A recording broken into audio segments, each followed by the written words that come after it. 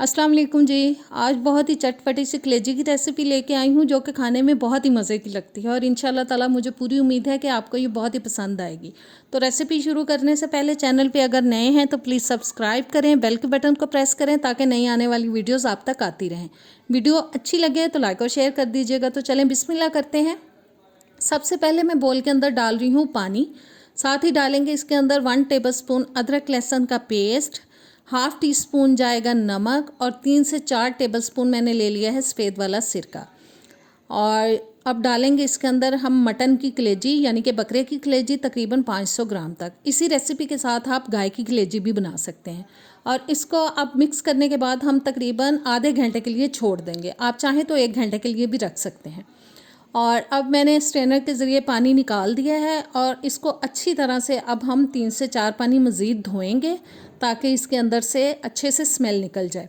और अब मैंने इसको बोल में डाल लिया है। धोने के बाद 4 से 5 टेबलस्पून तकरीबन मैंने ले लिया है दही और 2 टीस्पून कुटी हुई लाल मिर्च, आधा टीस्पून डाल रही हूँ इसके अंदर ज़ीरा पाउडर, आधा टेबलस्पून जाएगा कुटा हुआ सूखा धनिया और थोड़ी सी अजवाइन लेके उसको अच्छी तरह से हम हाथों पे मसल के इसके अंदर डाल देंगे ताकि इसका भी बहुत अच्छा सा फ्लेवर आ जाए। और तमाम चीज़ों को अच्छी तरह से मिक्स करेंगे ताकि सारे मसाले जो हैं वो बोटियों के ऊपर अच्छे से लग जाएं।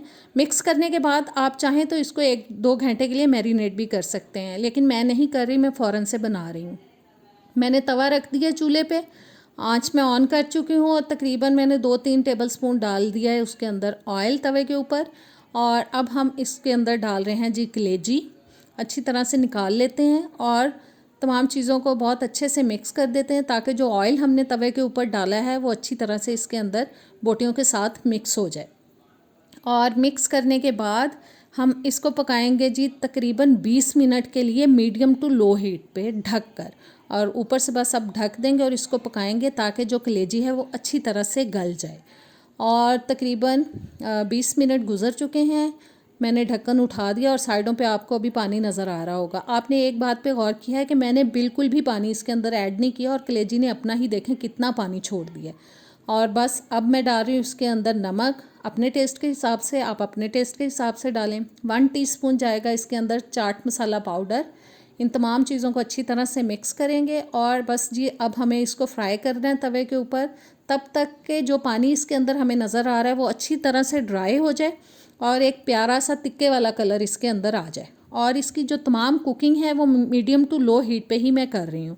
बहुत तेज़ आंच पे हम इसको नहीं पकाएंगे, बस मीडियम टू लो हीट पे ही हम इसको पकाएंगे। बस इस तरह फैलाते जाएंगे, बीच बीच में हिलाते जाएंगे कलेजी को।